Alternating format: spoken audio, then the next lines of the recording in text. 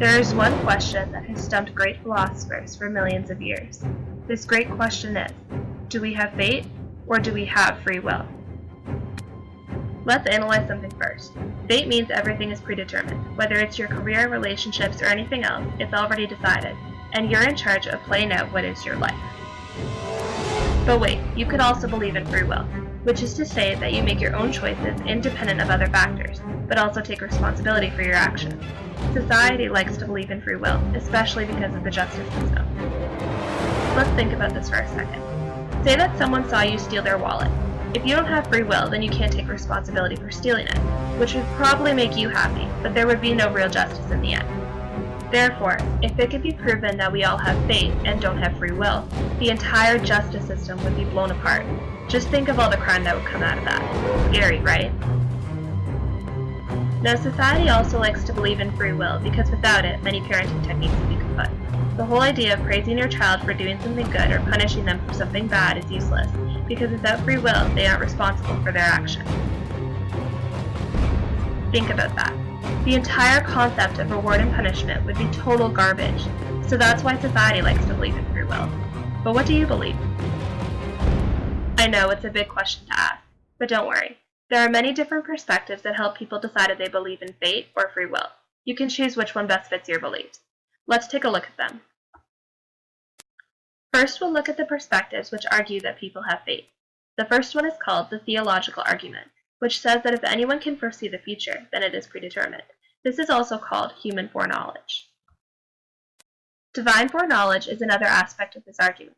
God is all-knowing, so God knows the future, and a perfect God can't be wrong. Therefore, since God already knows the future, it is predetermined. Now, for those of you who are skeptical of any foreknowledge, you must know that we only understand the mere surface of our world, so the possibility of foreknowledge must exist.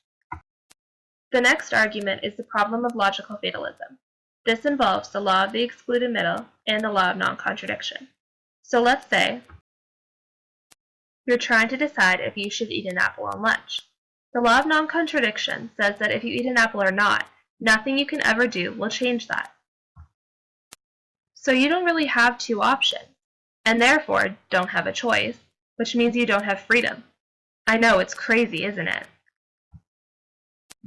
The law of the excluded middle states that you either eat an apple or not. So again, you really only have one option, which means that you don't have any freedom.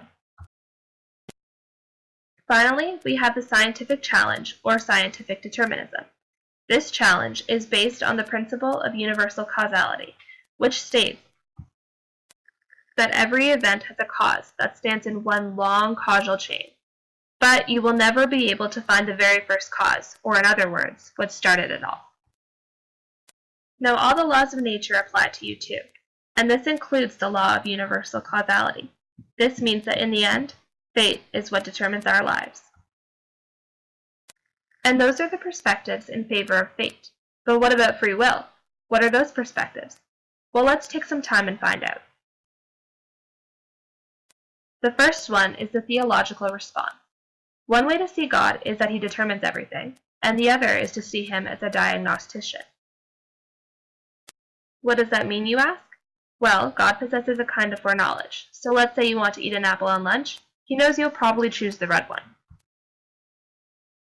Next is the logical response, which uses the principle of belief conservation. If something goes against everything you believe in, you don't have to accept it, which shows freedom. Now we have the scientific determinism response is. Remember, determinists say a free action is an event outside a person's actions that is without a cause. They accept universal causality and don't believe we're free.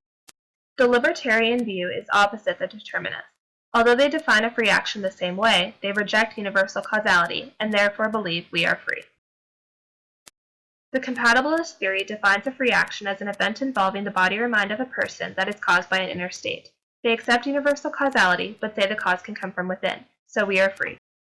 Agency theorists believe a free action is an event caused by an agent, which is an intelligent being capable of volition, or decision-making.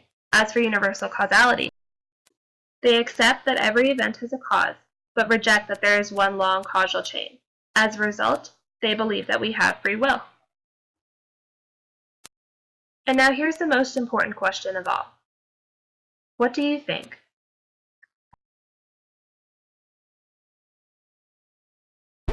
created using Powtoon.